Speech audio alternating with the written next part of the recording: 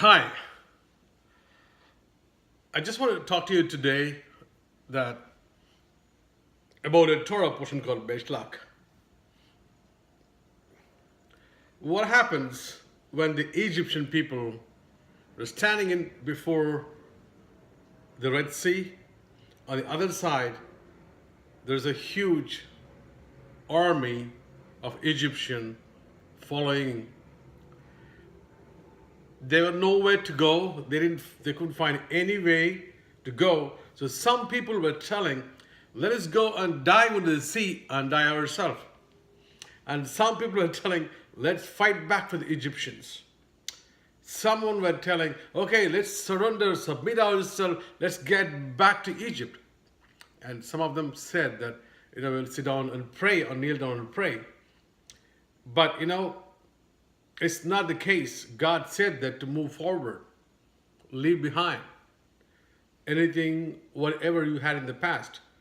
Just move forward and don't see the obstacles which is blocking you right now. Just go ahead and move forward. That's what the God's instructions for them. But the Egyptian people, these Israel people were having some tests when they were in the land of the desert land. They were given manna for 40 days, 40 years. Manna from the heavens is something, it has a great lesson for us today. If we wanted to earn our bread today, it's not easy. We have to go and, plant the wheat and cultivate it and grow it and then, harvest it, give it into the machines to grind it, make it as a powder, and also make it as a dough and prepare the bread. It's a long process. It's a big one.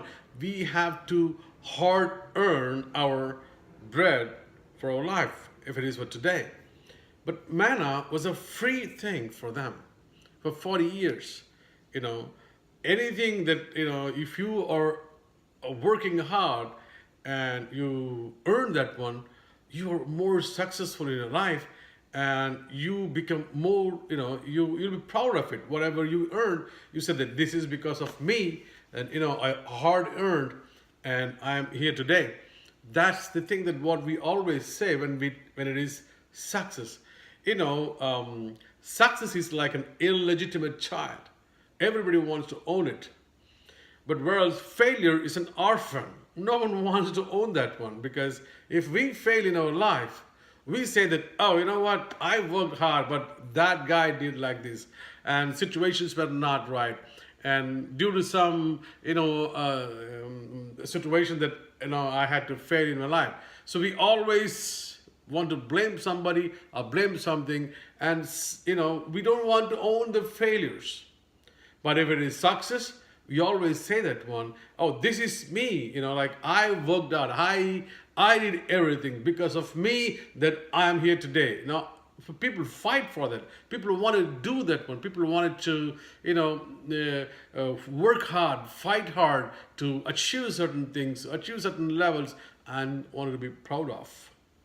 But whereas, look at this manna. Manna is the heavenly food. And God gave them for the 40 years for free so that nobody can boast themselves that they hard earned that manna. They worked hard for that manna. There is no boasting over there. Nobody can come and boast it. Yeah, I am the manager, or I am the leader, or I am the boss, or I planned for it. I hard worked for it. This is what my provision. So by giving this in the 40 years in the desert land, God was telling them, nobody can boastful. Nobody can live boastful. And also, manna was not only for giving them, it's not free because they have to go in the morning, they have to collect it in the morning, and they have to keep it only one day. You cannot accumulate anything. You cannot accumulate for the next day. So manna, but people did. That God was trying to test them, whether they obey it or not. If they're not obeying, God was punishing them. So God could have easily given the food for them in an earthly food. But God didn't give them. God brought the food from the heavens, the heavenly food. I mean, it is unbelievable heavenly food. 40 years. We never heard anything that these people had any problem in their digestive systems or problem in their stomach or no problems, no disease, no obesity, no diabetic, no diarrhea or anything. Nothing was reported, nothing was complained because the food was from the heavens. And actually, how the food was working, when they collected the manna, first the dew was down and then the manna was there, the top of it was dew. God was covering it in a very nice way to give it to them. And this manna is a food, when they ate it, it was just completely, thoroughly distributed to their body. There is no excess which can be stored in their body. It was just melting into their body. That's the food. Even, they were, Bible never talked about they were using any, lavatories or anything in the desert land. Because there is no exit for the food. Everything was melted down in their system. That is the heavenly food. It's like the food like a baby gets the nourishment from mother's womb. It's the food of heavenly food. That's the nourishment like manna that they were receiving it. It goes into their body completely nourished, no need. But God had a different plan for them. God made the land imperfect so that man can purify the land, man can work hard and correct the land so that when it is perfect, when Jesus comes back, and he can bring the whole heavens down here and, let this world work as a perfect world. He has given an opportunity for us to correct it. He has given the opportunity for us to work hard in this world to make this one correct. But how come we can correct this one? The 10 people, 12 people went to spy the Israel land. And 2 came and said that they can go ahead and engage in the war and easily win the land. But 10 people said that, no, we don't want to. Because it's difficult for us to go inside. And it is tough. And those people are so strong. And the land is not good. We have to produce so many things. We have to work hard in the land. We don't want that. So these 10 people are so lazy. They don't want to do any hard work. They don't want to do anything. So they can come and eat the manna, sleep well and neatly, So they don't want to have any work. They don't want to engage any work. So because of that rebellious nature, these Israel people were wandering in the desert land for 40 years and the whole generation died. No one, entered in that generation. A complete new generation came out and to enter into Israel, So what I'm trying to say is that God was giving them couple of tests. One is about whether they are keeping the manna just for the one day, not accumulating for the next day. Or the second one is on the Sabbath day, they have to collect the food for 2 days. I mean, it is like one is don't collect for tomorrow. The other one is collect it for 2 days because it was Sabbath.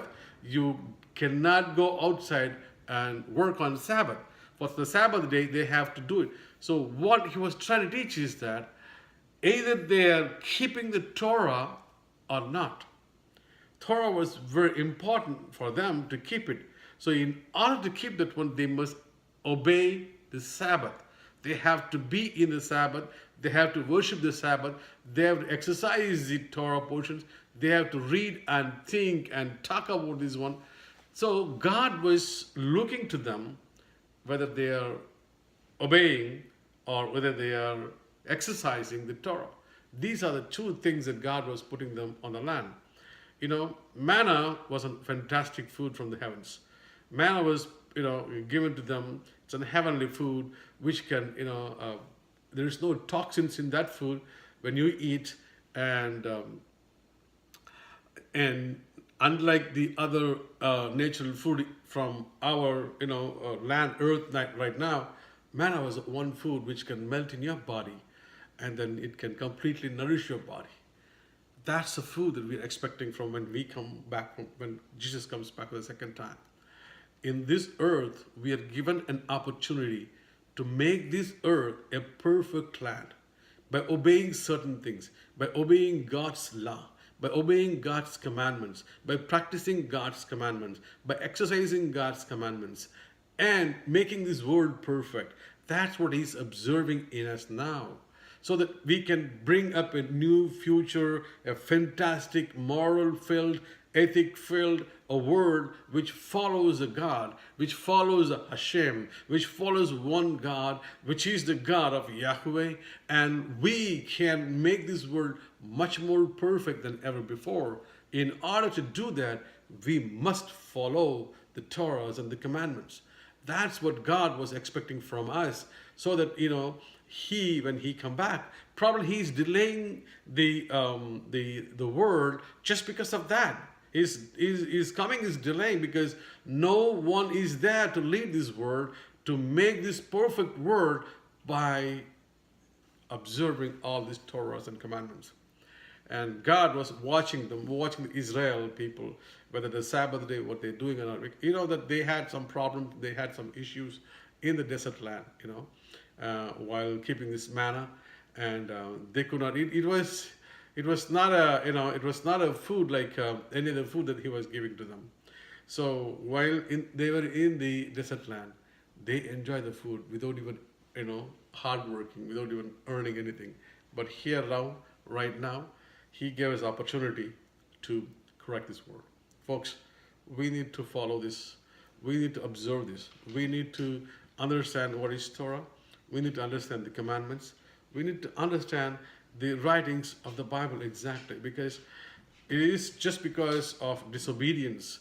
It is just because of our forgetfulness, or it is because of our, even I would say, kind of ignorance about the laws and commandments. We don't want to take it, and we don't want it to observe it. That's the problem right now.